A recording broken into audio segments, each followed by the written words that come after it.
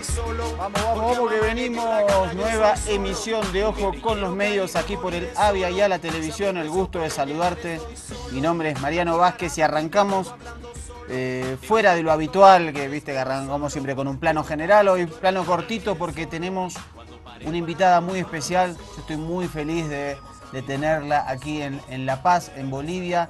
Se trata de una luchadora social por los derechos de la mujer, por los derechos de las trabajadoras sexuales en la Argentina. Ha organizado el sindicato AMAR, que es la Asociación de Mujeres Meretrices de la República Argentina, el sindicato que nuclea a las trabajadoras sexuales, parte de la Central de Trabajadoras de la Argentina, lo que sería el símil a la COB aquí en Bolivia, y secretaria ejecutiva de la Red de Trabajadoras Sexuales. Se trata de Elena Reinaga, así que sin más preámbulos, muy contento de que esté acá. Le damos la bienvenida. Hola, Elena, ¿cómo estás? Hola, ¿qué tal? Un placer y muchísimas gracias por la invitación. Un gusto tenerte acá en el Avia Yala. La Red de Trabajadoras Sexuales fue creada en el año 1997, ya 18 años de existencia. Nuclea a las trabajadoras sexuales de...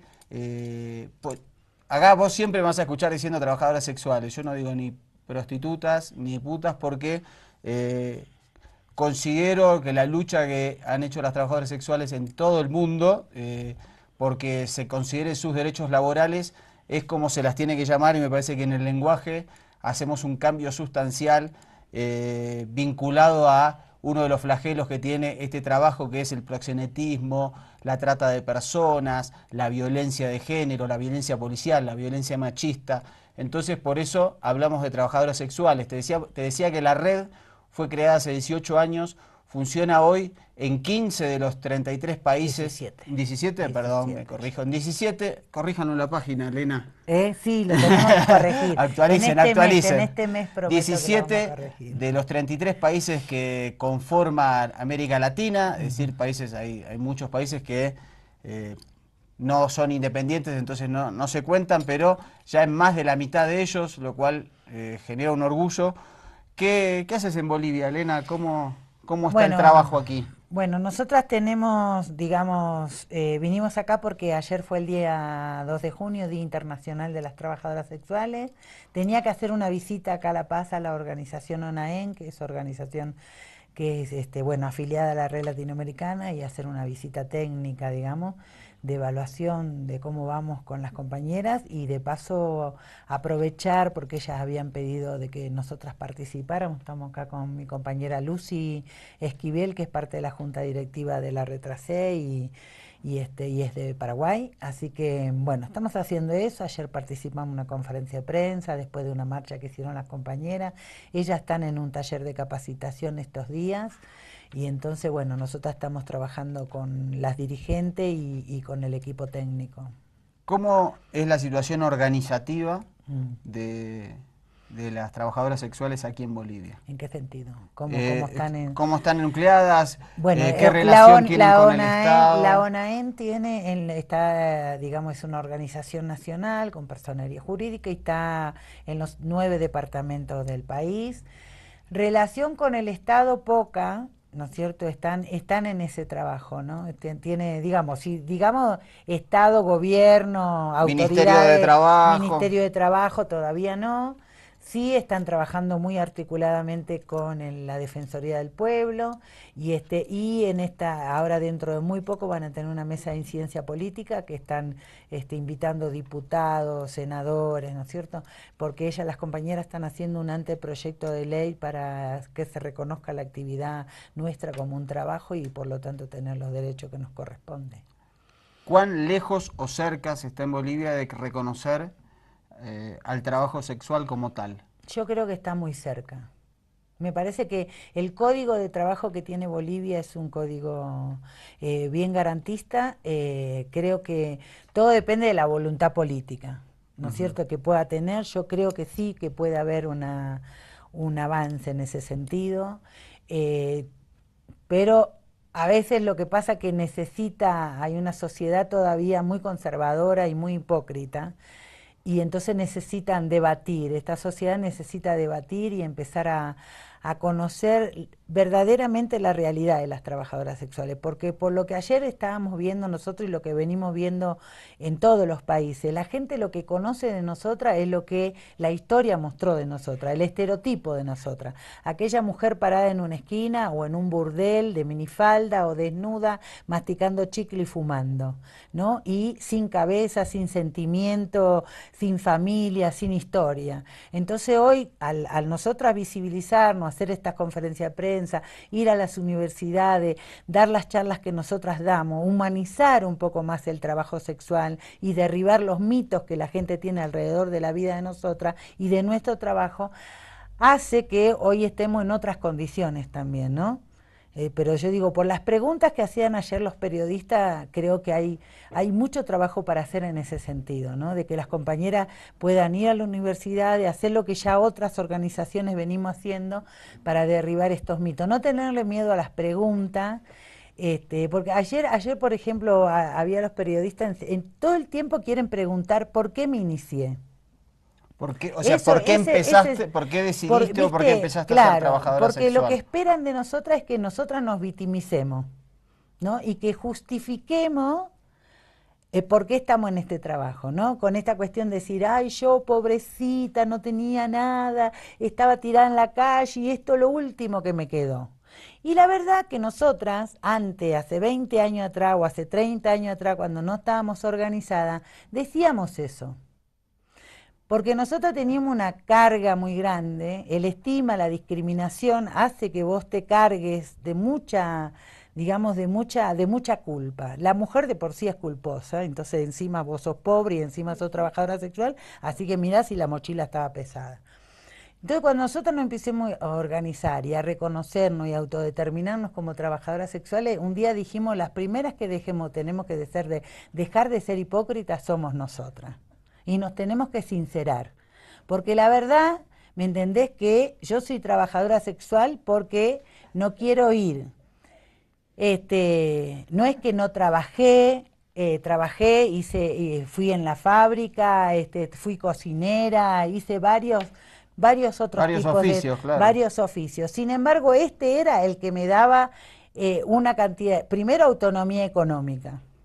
Y sobre todo, como cuando uno es madre, tiene que hacer que alguien le cuide a sus hijos. Pero si yo voy a la fábrica y gano lo que se gana en la fábrica, no puedo pagar a alguien que me cuide a mis hijos. Entonces, bueno, el trabajo sexual contenía una serie de, digamos, de privilegios que yo me quería dar en ese momento y por eso lo acepté. O sea, no es que porque no tenía nada que hacer o no tenía otro trabajo. Entonces me parece que la gente debe empezar a escucharnos a nosotras, ¿no? Y también conocer, como en tu caso, digamos, eso puedo dar fe y testimonio yo mismo, de que tenés una familia increíble, hijos, nietos, primos, sobrinos. Hijos putativos. Como yo, exacto. Digamos, eso también es una manera de, digamos, transparentar a la sociedad los prejuicios, estereotipos y estigmas que tiene, claro, ¿viste? sobre Porque ciertos, dice, sobre madre ciertos puta, trabajos. hija puta. Exactamente. ¿Me entendés? O hijo ladrón o hijo drogadito. La droga y el hijo ladrón le puede salir al médico, le puede salir al diputado, no es una cuestión exclusiva de nosotras. Me parece que si vos tenés valores y principios, no importa de qué clase social venga, y de ahí se van a ver reflejada la educación de tus hijos, ¿no? Cuando uno tiene valores y principios, por más ignorante, por más pobre que sea, tus hijos van a ser el reflejo de esos valores y principios que vos tenés, que obviamente te lo dieron tus padres, ¿no? Sí, y la sociedad también tiene que salir de la hipocresía, en todo el mundo obviamente, de quienes requieren los servicios de las trabajadoras los maridos, sexuales. Las demás. Exactamente, digamos, no es que hay, digamos, de repente hay trabajadoras sexuales y no existe clientes, no, pero y esos bueno, clientes salen no también toca, de una burbuja. Ese tema no te toca y me parece que tiene que ver con una responsabilidad social, es un tema que no es, o sea, no es un tema que nosotras solas tenemos que dar, me parece que hay una sociedad que, digamos, para que los hombres y las mujeres, porque hay, no sé acá, no conozco, no puedo decir que hay trabajadores, creo que ayer unas chicas dijeron que sí, que hay hombres que se dedican al trabajo sexual. No estoy hablando de las compañeras trans, estoy hablando de hombres heterosexuales que se dedican al trabajo sexual. A lo mejor es menos. Hay países como Uruguay que hay muchísimos. ¿Por qué? Porque las mujeres, bueno, se dieron la libertad que hasta pagar. ¿Por qué no? ¿Me entendés? Creo que el hombre paga es para un congreso de psicólogo, porque paga.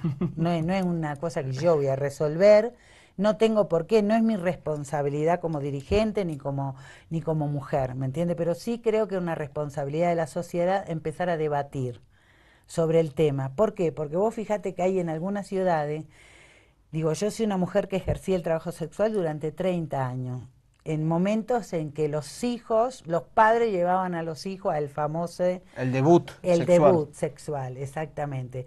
Hoy los chicos no necesitan que su papá los lleve al debut sexual. Van solos hoy. Van solos, pero no van a pagar para tener su debut sexual, porque no son tan hipócritas como eran antes. ¿Me entendés? O sea, no le van a mentir a una chica, tengamos sexo y yo después me voy a casar, y toda esa promesa que nos hacían a nosotros. Claro. Eso digo de la hipocresía. Hoy los chicos disfrutan de la sexualidad sin culpa, sin pecado, porque la verdad que no es ni es culpa ni es pecado. La disfrutan más libremente. Y por lo tanto pueden ir y hablar con las muchachas y tener sexo por sexo.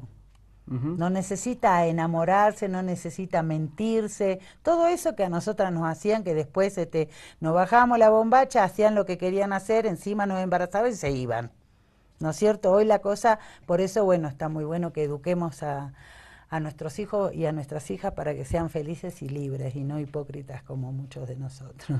¿Dónde dirías, en qué países de la región se han avanzado más en los derechos de las trabajadoras sexuales?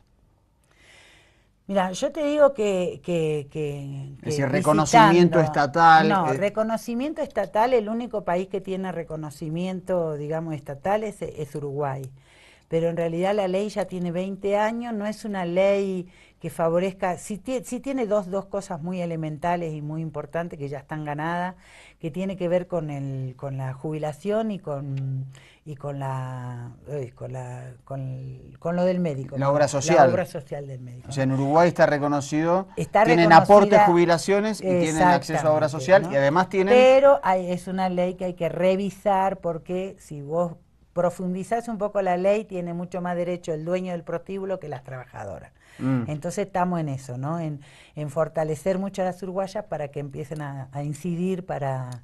Vamos a ver qué pasa con Tabaré ahora, ¿no? Si eso lo podemos hacer.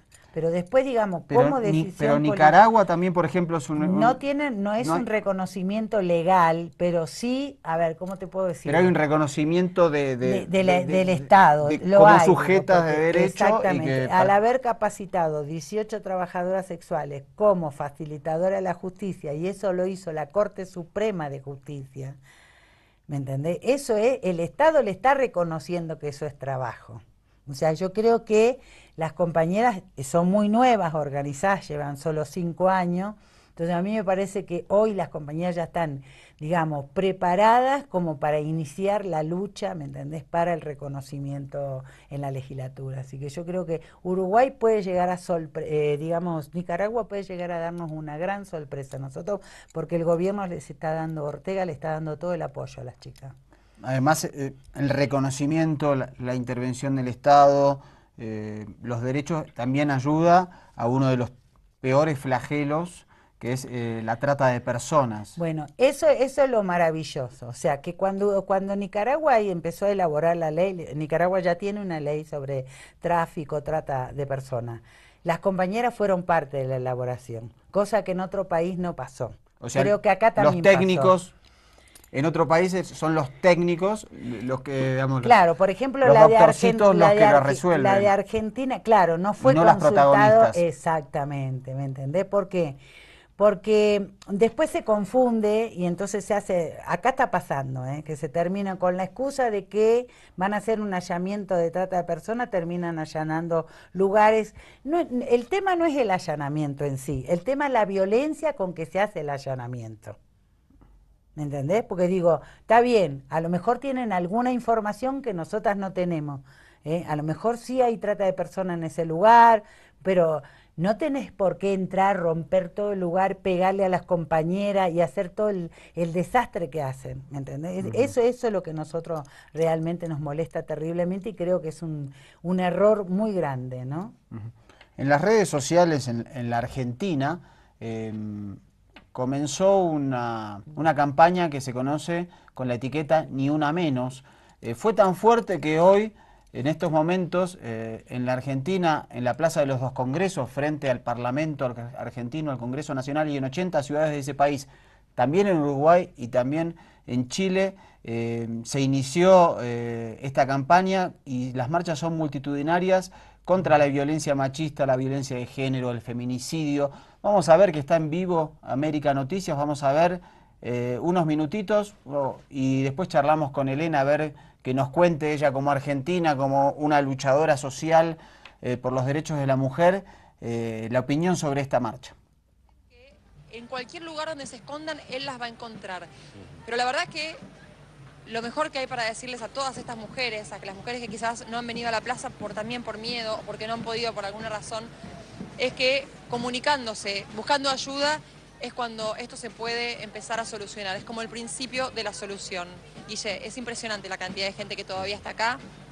Pasaron varias horas ya desde que comenzó la convocatoria, como te decía, ya sabíamos que era a las 5 de la tarde, empezó a venir gente desde mucho más temprano y hoy todavía a esta hora sigue habiendo gente y de a poquito se van desconcentrando. Bien, Carolina, sí, es así, son las instituciones las que fallan, las que necesitan de alguna u otra manera dinero, como decía recién el papá de Soledad Barnia, ¿no? Claro.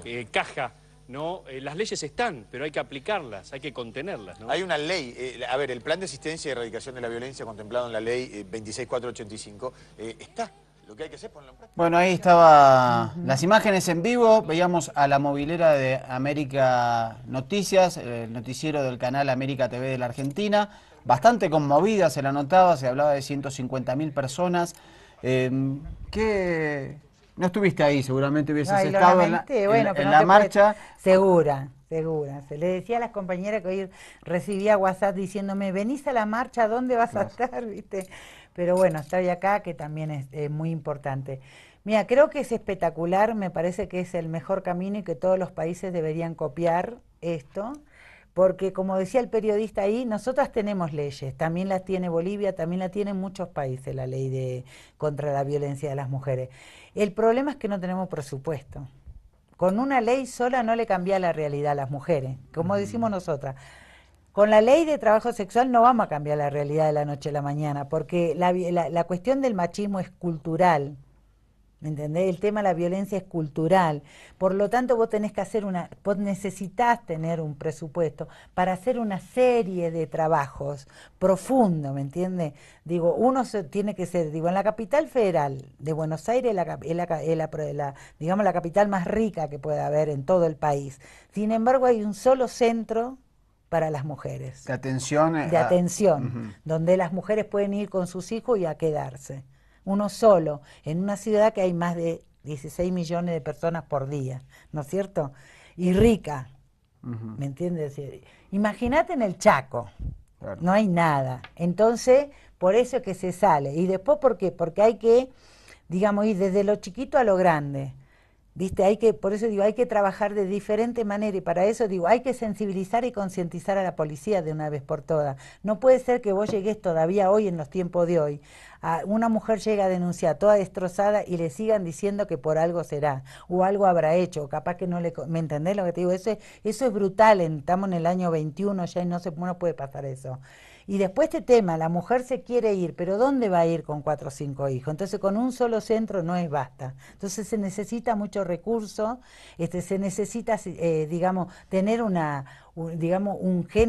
equipo interdisciplinario y varios lugares, en los lugares más marginales. Porque la señora, digamos, como ve, ahora se vieron, esto salió y esta campaña se dio por una cantante, ¿no? Que se hartó de cómo le pegaran y empezó la campaña y bueno, se hizo lo grande que se hizo. O sea que el tema de la violencia no es un tema de un sector, pero lamentablemente las que más sufren la violencia es el sector popular y que muchas veces no tiene para salir de ese círculo de violencia. Así que espero que todo el mundo se contagie de esta muy buena acción, pero que el Estado argentino, como todos los estados, siga aprobando las leyes garantistas y progresistas, pero que no se olvide que le tiene que tener presupuesto. Digamos que la mejor ley de todas, si no tiene recursos, es una ley muerta, no tiene aplicación.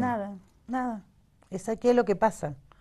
¿Me entendés? Con varias leyes, ¿no? Con varias leyes. Pero y el otro problema es cultural, claramente. Exacto, es decir, pero por eso te digo que vos tenés que es un trabajar. cambio más complicado, es educacional, tiene que iniciar tenés que desde la trabajar en las educación escuelas, formal, claro. ¿me entendés? Desde el jardín infante, o sea, por eso te digo, pero necesitas recursos. Tiene que ver, por ejemplo, esto lo vamos a comparar con el tema del VIH-Sida, ¿no?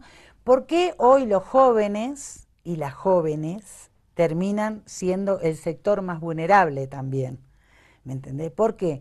Porque se supone que uno debería, que hay leyes, hay países donde las maestras tendrían que dar educación sexual. ¿Por qué hoy hay tanto embarazo adolescente? Pasa que quieren dar educación sexual la maestra, no hay pero una maestra que lleva 20, claro, pero una maestra que lleva 50 años, que tiene, digamos que es de mi generación, ¿me entendés? Es muy, yo lo digo porque yo las escucho a ellas, o sea, como estamos en la CTA, tenés el gremio de las docentes ahí.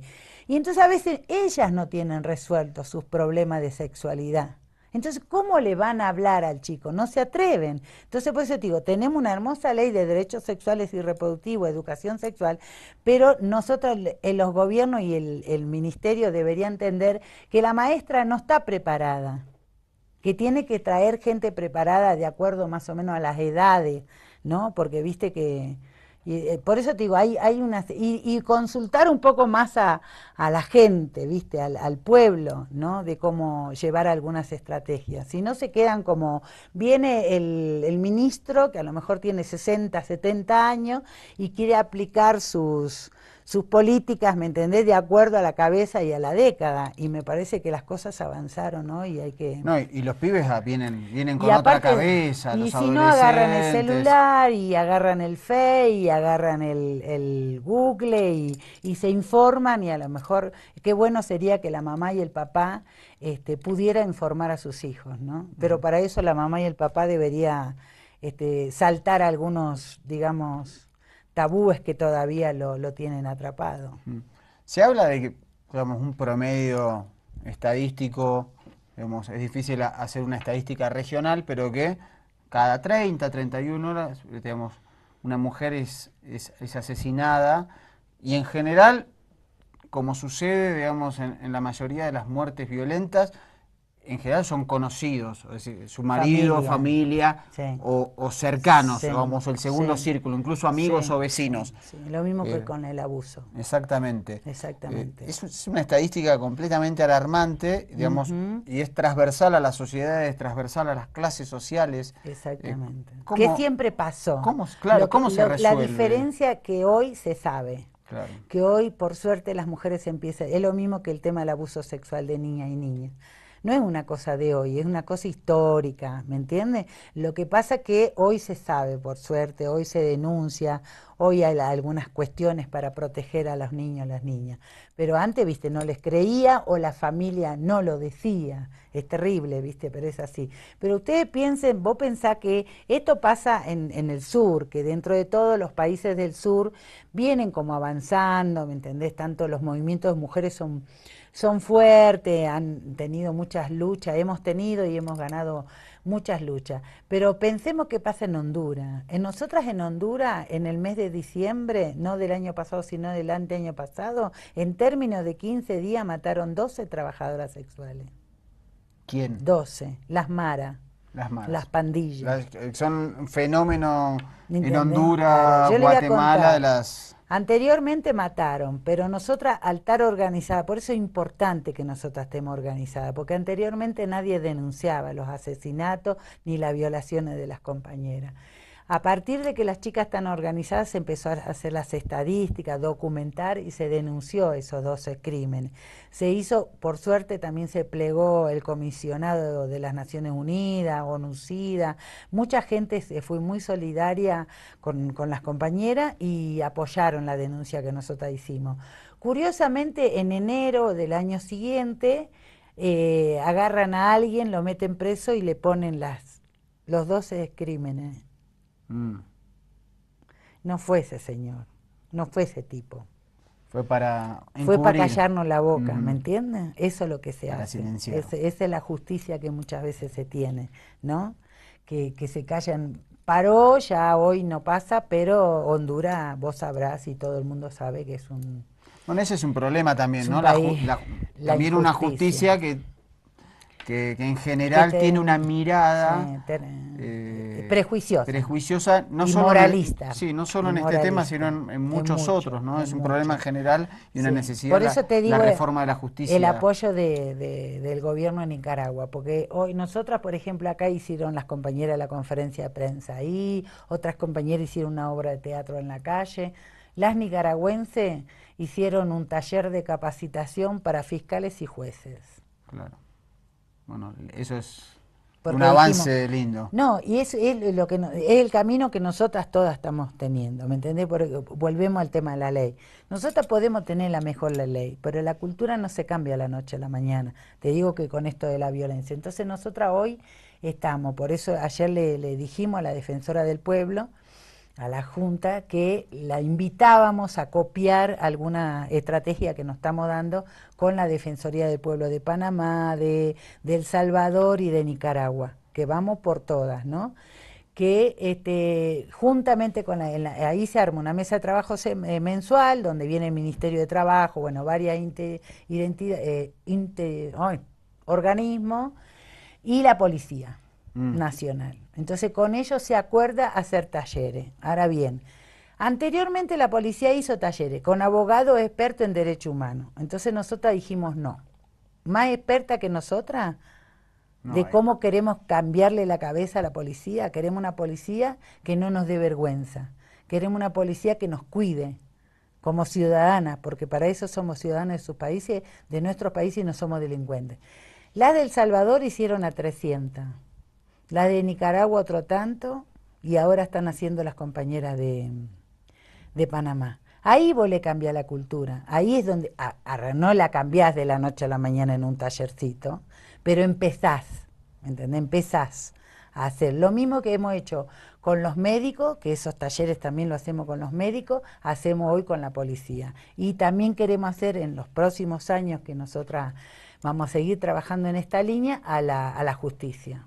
Porque queremos que la justicia sea justa de verdad y no injusta, ¿me entiendes? No que sea moralista y que pese más sobre ese juez que yo era puta, para decírtelo así, ¿me entendés? Que soy mujer y que nadie tiene por qué matar a nadie, ni pegar, ni violar, que él tenga que impartir justicia sin pensar de dónde vengo yo. Elena, gracias por estar en Ojo con los Medios y aquí en el canal Aviala en Bolivia. Si querés dejarle un último mensaje al pueblo boliviano.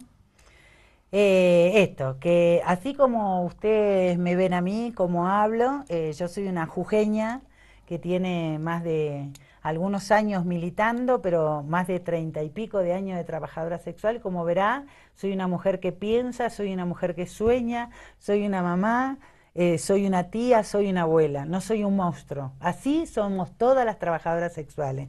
Soy tan digna como la señora que limpia, como el compañero que es minero. Por favor, no nos discriminen, solo acompáñennos en la lucha de nosotras.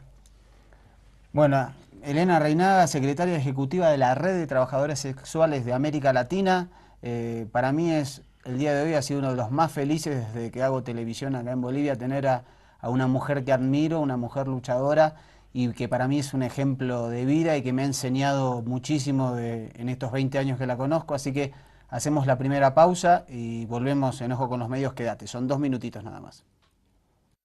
Acá en el Avia Yala, la Red de Trabajadoras Sexuales fue creada en el año 1997, ya 18 años de existencia, nuclea a las trabajadoras sexuales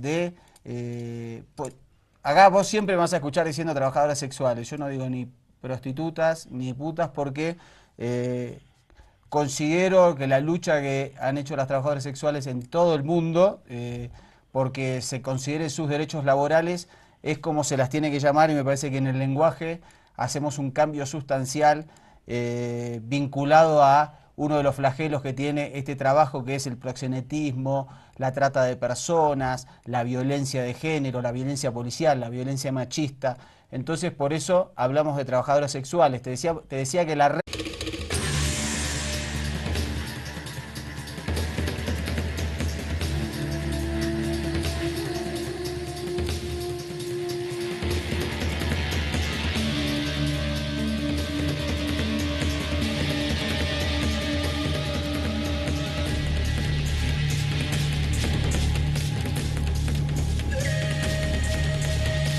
todos los solos. Juntos debemos caminar, no estamos solos. Nos debemos acompañar y Javier Ayala. Nunca nadie nos parará, hijo de calle. Nadie nunca nos detendrá. Estoy solo del lado de la gente nací solo. Vamos que venimos, nueva emisión de Ojo con los Medios aquí por el Avia y a la televisión. El gusto de saludarte. Mi nombre es Mariano Vázquez y arrancamos. Fue creada hace 18 años, funciona hoy en 15 de los 33 países. 17, perdón, me corrijo. En 17, corríjanos la página, Elena. Sí, lo tenemos que corregir. Actualicen. En este mes prometo 17 de los 33 países que conforman América Latina, es decir, países, hay muchos países que no son independientes, entonces no se cuentan, pero ya es más de la mitad de ellos, lo cual genera un orgullo. ¿Qué haces en Bolivia, Elena? ¿Cómo está el trabajo aquí? Bueno, nosotras tenemos, digamos, vinimos acá porque ayer fue el día 2 de junio, Día Internacional de las Trabajadoras Sexuales. Tenía que hacer una visita acá a La Paz a la organización ONAEN, que es organización que es afiliada a la red latinoamericana, y hacer una visita. Fuera de lo habitual, que viste que arrancamos siempre con un plano general, hoy plano cortito porque tenemos una invitada muy especial. Yo estoy muy feliz de tenerla aquí en La Paz, en Bolivia. Se trata de una luchadora social por los derechos de la mujer, por los derechos de las trabajadoras sexuales en la Argentina. Ha organizado el sindicato AMAR, que es la Asociación de Mujeres Meretrices de la República Argentina, el sindicato que nuclea a las trabajadoras sexuales, parte de la Central de Trabajadoras de la Argentina, lo que sería el símil a la COB aquí en Bolivia, y secretaria ejecutiva de la Red de Trabajadoras Sexuales. Se trata de Elena Reinaga, así que sin más preámbulos, muy contento de que esté acá. Le damos la bienvenida. Hola, Elena, ¿cómo estás? Hola, ¿qué tal? Un placer y muchísimas gracias por la invitación. Un gusto tenerte acá. Esta técnica, digamos, de evaluación de cómo vamos con las compañeras, y de paso aprovechar, porque ellas habían pedido de que nosotras participáramos. Estamos acá con mi compañera Lucy Esquivel, que es parte de la junta directiva de la Retrasé y es de Paraguay, así que bueno, estamos haciendo eso. Ayer participamos en una conferencia de prensa después de una marcha que hicieron las compañeras. Ellas están en un taller de capacitación estos días, y entonces bueno, nosotras estamos trabajando con las dirigentes y con el equipo técnico. ¿Cómo es la situación organizativa de las trabajadoras sexuales aquí en Bolivia? ¿En qué sentido? ¿Cómo están nucleadas? Bueno, ¿qué relación tienen con el ONAEN, Estado? La ONAEN está, digamos,